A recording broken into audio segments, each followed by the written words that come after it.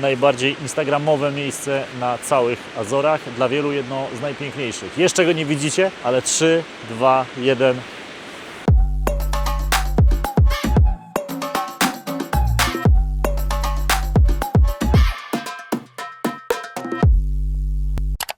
Jeżeli kiedykolwiek, tak jak ja, mieliście dziwny pomysł, żeby znaleźć najbardziej skrajnie położone boiska piłkarskie, na przykład najbardziej na zachód położone boisko piłkarskie, a ja mam taki właśnie pomysł od lat, to chciałem Wam powiedzieć, że właśnie je znalazłem.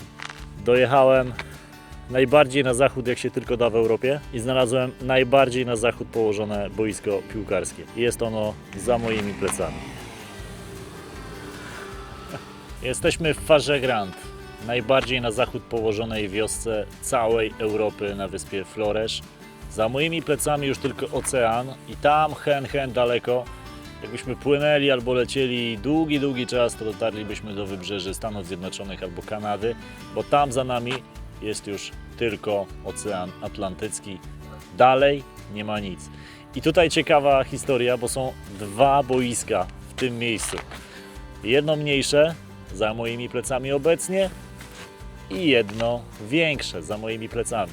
No i teraz tak, na obu z nich jest tylko jedna bramka. Zobaczcie, jedno boisko, to mniejsze, są nawet trybuny. Nawet mają tutaj trybuny na to boisko. Nawierzchnia, no taka powiedziałbym dla odważnych, ale na gorszych się grało za dziecka. A tutaj już z kolei boisko zdecydowanie większe. Myślę, że tak spokojnie 2 razy większe, też z trybunami. Mało tego, tutaj z okien tych mieszkań możecie obserwować, niektórzy powiedzą Ocean Atlantycki, ale ja powiem mecz piłki nożnej rozgrywany na tym boisku. Wow. Dotarłem do tego miejsca, o którym marzyłem. Teraz czas jeszcze tylko wybrać się na najbardziej wschodni kraniec Europy i znaleźć tam boisko piłkarskie. Zachód mamy odhaczony.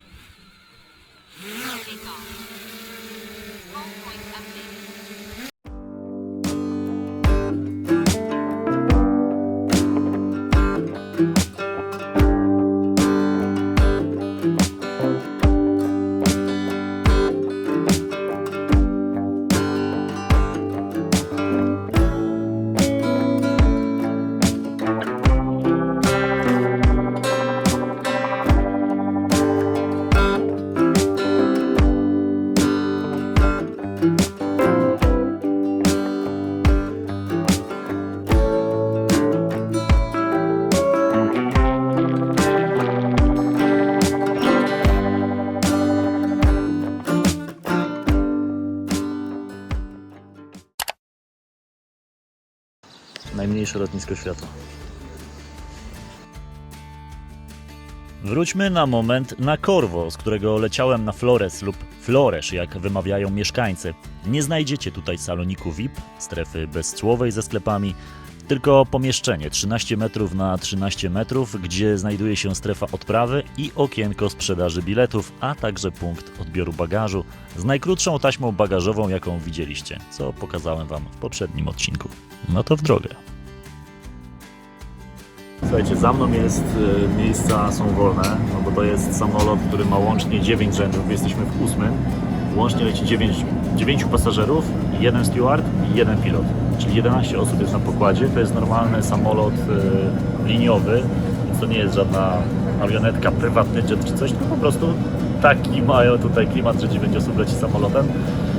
Pan jest absolutnie miły. Zrobiliśmy sobie zdjęcie z panem, który zajmuje się obsługą techniczną tego samolotu. Zazwyczaj na lotniskach, jak idziecie do samolotu przez pas, no to was poganiają, pospieszają, a tutaj po prostu pan uśmiechnięty mówi, możemy sobie zrobić zdjęcie, nie ma problemu. Zrobiliśmy sobie fotę na tle samolotu. Absolutnie niesamowite miejsce. Kontrola paszportowa też przeszła bez żadnego problemu. Jedno z najmniejszych lotnisk, na jakim byłem, chyba najmniejsze. Pomieszczenia, przyloty, odloty, bramka. Lecimy, lot będzie trwał 10 minut.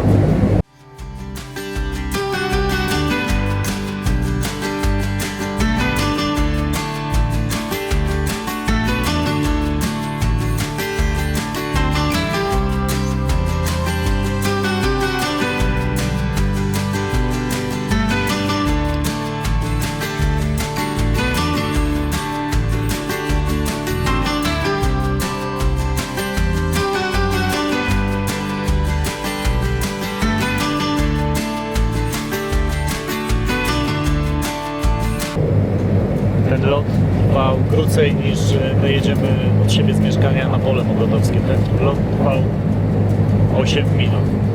I to nawet dodałem chyba minutę, szczerze mówiąc. Więc to był najkrótszy lot w moim życiu, nawet nie zdążyłem odpiąć pasów. Nie było sygnalizacji, że można odpiąć pasy.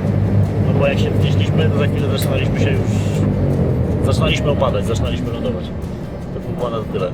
Tramwajem się jedzie w Warszawie 3 stacje dłużej niż ten lot z wyspy na wyspę. Najkrótszy lot ever. Szybki check-in z lotniska we Flores, jest tyle ludzi. Nie ma nikogo. Nawet pani w recepcji. I na ścianach są wszystkie możliwe firmy na Flores. Myślę, że dosłownie wszystkie. Wypożyczanie aut, albo jakieś wycieczki, albo pływanie. Panorama firm w jednym pomieszczeniu na Flores. Właśnie przechadzam się po naszym sąsiedztwie na wyspie Flores.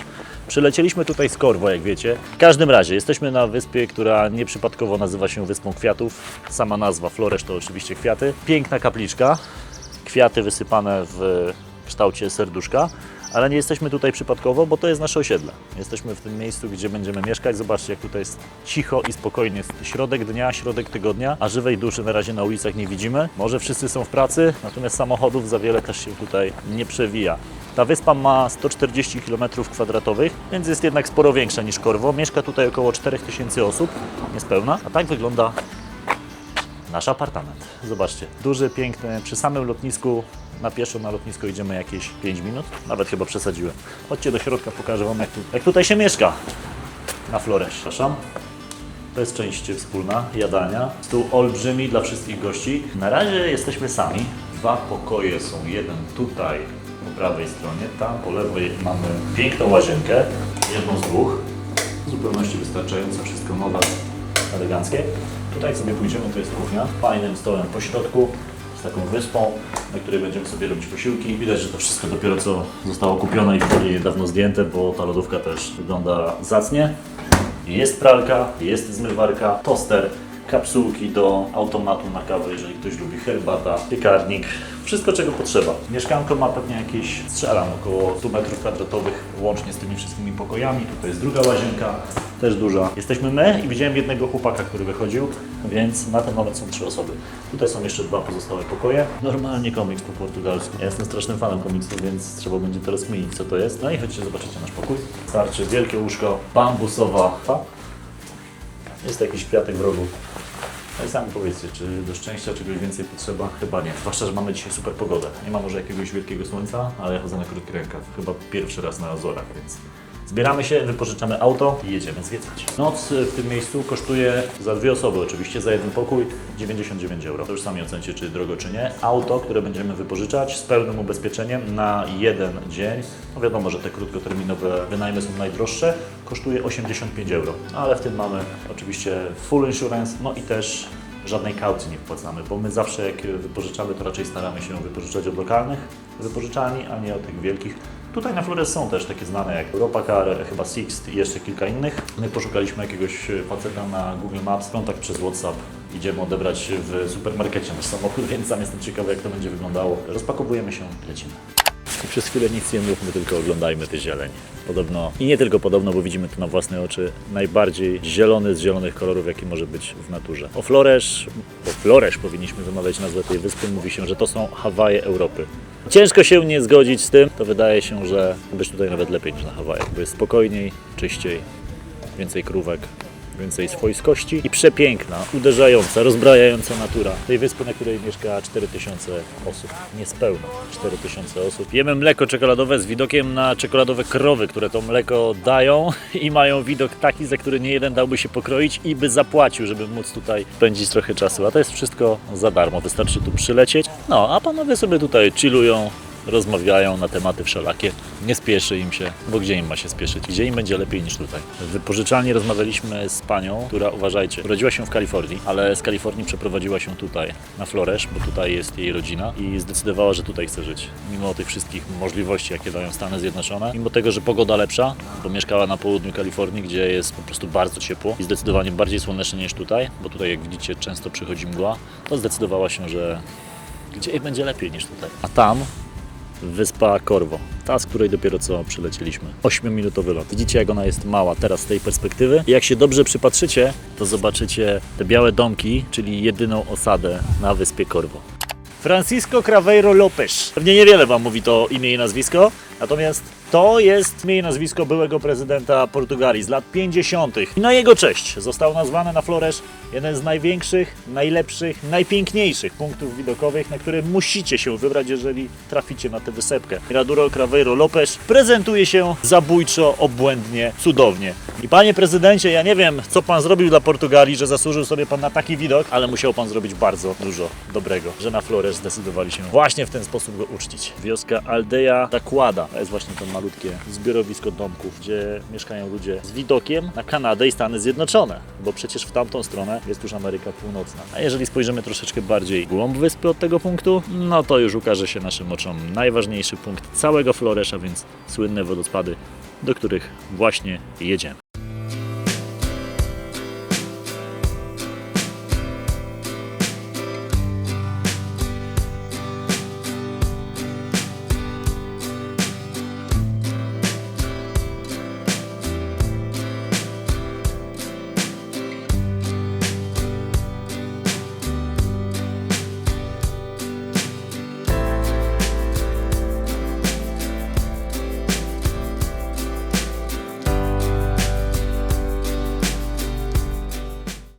Dotarliśmy do miejsca, z którego widać najbardziej na zachód wysunięty punkt Europy. Widzicie ten skrawek ziemi? To wysepka, która ma około 40 metrów. Nie da się na nią wejść, jest oczywiście niezamieszkała. Nie można nawet na nią wchodzić, ponieważ jest rezerwatem przyrody. W okresie letnim można do niej podpłynąć, są organizowane wycieczki i można popływać wokół niej, bo ma podobno bardzo czystą wodę wokół siebie. Jest nazywana wysepką Monchique. Monchique w języku starożytnym znaczyło świętą górę. Kiedy portugalscy żeglarze dopłynęli do Azorów i odkryli je dla europejskiego świata, nazywali wiele nowych odkryć, sami, które znali ze swojej ojczyzny. W Portugalii mamy góry Monchique, no i ta wysepka jest niejako ich odłamem daleko, daleko na Atlantyku. I dziś tutaj uznaje się, że kończy się Europa. Niesamowite przeżycie, móc w ogóle to zobaczyć. Pewnie jeszcze lepszym byłoby na to wejść, ale to jest trochę utrudnione, bo jest bardzo szpiczasta. Nie ma tam podjazdu żadną łódką, ani, no, co normalne, żadnego portu, ani plaży.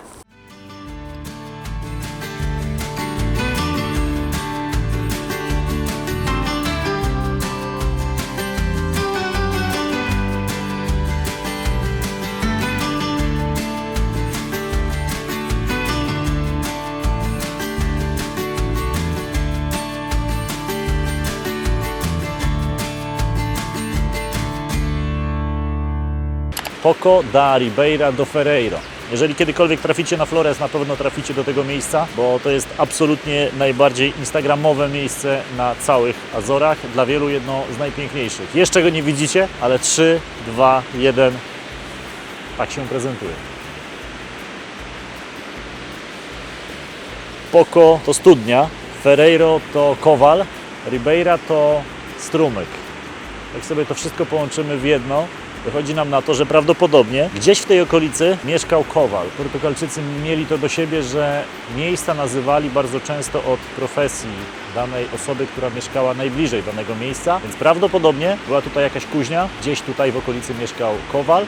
Inna teoria mówi o tym, że Portugalczycy nazywali to wszystko ścianą łez, czyli każdy z tych wodospadów to oddzielna łza dotycząca innej sprawy, która jest opłakiwana. Nie wiem, jak można płakać w tym miejscu, chyba tylko ze wzruszenia, bo nie wyobrażam sobie, żeby tutaj się smucić. Wygląda to absurdalnie pięknie. Dzieli tutaj od drogi nas tylko 15 minut szlaku. Dosyć ciekawego, jak sami widzieliście. Natomiast to miejsce zapiera dech w piersiach. Macie tutaj jeszcze piękne, bardzo czyste jezioro, po którym teraz pływa kaczuszka. Na ogół jest tutaj dosyć tłoczno, natomiast my mamy dzisiaj praktycznie to miejsce dla siebie.